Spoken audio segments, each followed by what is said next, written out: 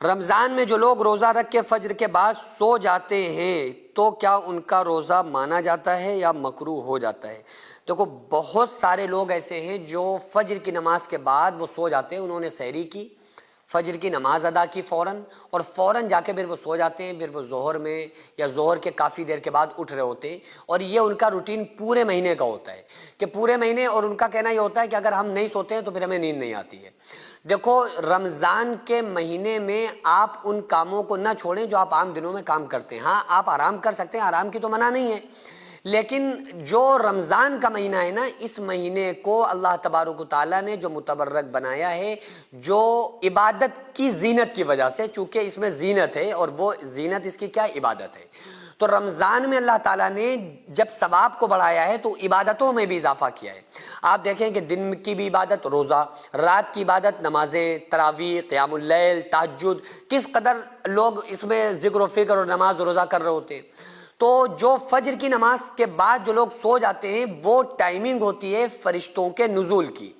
آقا علیہ الصلوۃ والسلام نے ارشاد فرمایا کہ صبح کے وقت آسمان سے 2 فرشتے زمین کی طرف آتے ہیں، اور آنے کے بعد لوگوں کے گھروں میں انٹر ہوتے ہیں، اور لوگوں کے گھروں میں آ کر معائنہ کرتے ہیں، وہ دیکھتے ہیں کہ لوگ کیا کر رہے ہیں، اور پھر اس کے بعد وہ فرشتے آسمانوں کے اوپر فوراً چلے جاتے ہیں۔ تو بندے کو جس حال میں وہ پاتے ہیں، اللہ کے سامنے جا کر اسی حال کو بیان کرتے ہیں۔ اگر کسی کو قرآن پڑھتا پاتے ہیں تو بتاتے ہیں مولا تیرا فلاں بندہ قرآن پڑھ رہا تھا، کوئی تسبیح پڑھ رہا ہوتا ہے تو اللہ تعالیٰ سے فرشتے کہتے ہیں کہ اے اللہ تیرا فلاں بندہ تسبیح پڑھ رہا تھا۔ اسی کے لیے جو اشراق کی نماز ہے، اس کی بڑی فضیلت ہے۔ آقا علیہ السلام نے ارشاد فرمایا کہ اگر کوئی انسان فجر کی نماز پڑھے اور اپنی جگہ پر بیٹھا رہے تھوڑی دیر، اور جیسے ہی سورج نکل آئے تو اس کے بعد جب اشراق کا ٹائم شروع ہو جائے تو 2 رکعت یا 4 رکعت اشراق کی نماز کوئی بندہ پڑھ لیتا ہے، تو آقا علیہ السلام نے ارشاد فرمایا کہ اس کو ایک مقبول حج کا، ایک عمرے کا ثواب اللہ تعالیٰ عطا فرماتا ہے، اور شام تک اللہ تعالیٰ اس کے اوپر فرشتوں کو بھیج دیتا ہے، جو فرشتے شام تک اس کی حفاظت کرتے ہیں۔ تو بڑی فضیلت ہے،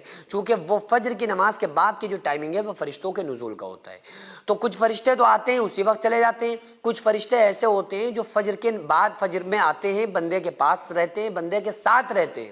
پھر عصر تک بندے کے ساتھ رہتے ہیں، بندے کی ایکٹیویٹیز جو ہوتی ہیں ان کو نوٹ کرتے ہیں، دیکھتے ہیں، اور پھر عصر میں وہ فرشتے اس بندے کے پاس سے چلے جاتے ہیں، عصر میں دوسرے فرشتے آ جاتے ہیں، پھر وہ جو عصر میں فرشتے آئے ہوتے ہیں وہ فجر تک رہتے ہیں، پھر فجر میں وہ چلے جاتے ہیں، فجر میں پھر دوسرے فرشتے آ جاتے ہیں۔ تو اس لیے آقا علیہ السلام نے ارشاد فرمایا کہ فجر کی نماز کے بعد اللہ کا ذکر کیا کرو، عصر کی نماز کے بعد ذکر اللہ میں مشغول ہو جایا کرو، تاکہ جب فرشتے آئیں تو تمہیں عبادت میں دیکھیں، تمہیں ذکر و اذکار میں پائیں، اور جب وہ جائیں تو تمہیں ذکر و اذکار میں پائیں، اور جو آئیں تو وہ تمہیں ذکر و اذکار میں پائیں، اور جو فجر میں آئے تھے عصر میں جائیں وہ تمہیں ذکر و اذکار میں چھوڑ کر جائیں۔ تو اس لیے فجر کی نماز کے بعد کم سے کم قرآن کریم کی تلاوت کریں، قرآن پڑھنا نہیں آتا ہے ذکر و اذکار کریں، اشراق کی نماز تو کم سے کم پڑھ ہی لیں، اشراق کی نماز پڑھنے کے بعد آپ آرام سے سو جائیں، جہاں آپ اتنی عبادت کرتے ہیں آدھا گھنٹہ اور صحیح، تو آپ کو پوری رات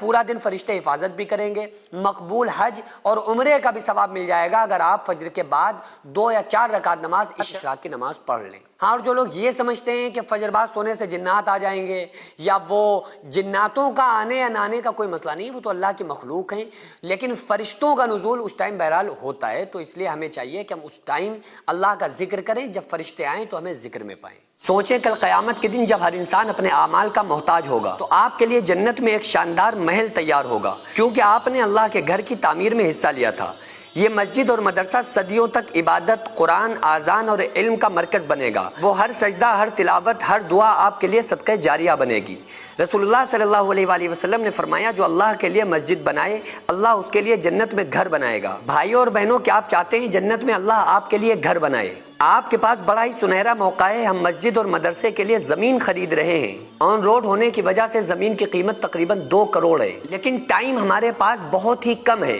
بڑی کم مدت میں ہمیں یہ پیسہ مالک تک پہنچانا ہے۔ مالک تک قیمت نہ پہنچنے کے سبب ہمارا بیانہ بھی واپس ہو سکتا ہے، تو اس لیے آپ سے خصوصی گزارش ہے کہ آپ کو اس نبی کا واسطہ جو ہمارے لیے راتوں میں رو کر گئے، طائف میں پتھر کھا کر گئے، کہ آپ اس ویڈیو کو اگنور نہ کریں، اور 100، 200، 500، 1000 جتنی آپ کی وسعت ہو اس کے مطابق آپ زیادہ سے زیادہ تعاون کریں۔ اب یا تو آپ اس کو فراڈ کہہ دیں یا یہ کہہ دیں کہ پیسہ کمانے کا کوئی نیا چکر ہے اور ویڈیو چھوڑ کر چلے جائیں، لیکن اگر آپ کو ایسا نہیں لگتا ہے تو پھر خدا کے واسطے آپ زیادہ سے زیادہ تعاون کریں تاکہ ہم مسجد اور مدرسے کی زمین خرید کر اپنے مقصد میں کامیاب ہو جائیں۔ اور خدا کی قسم یہی ایک ایسا ثواب ہے جو ہمارے مرنے کے بعد قیامت تک ہمیں قبر میں ملتا رہے گا اور اللہ تعالی ہمارے لیے جنت میں گھر بنا کر دے گا۔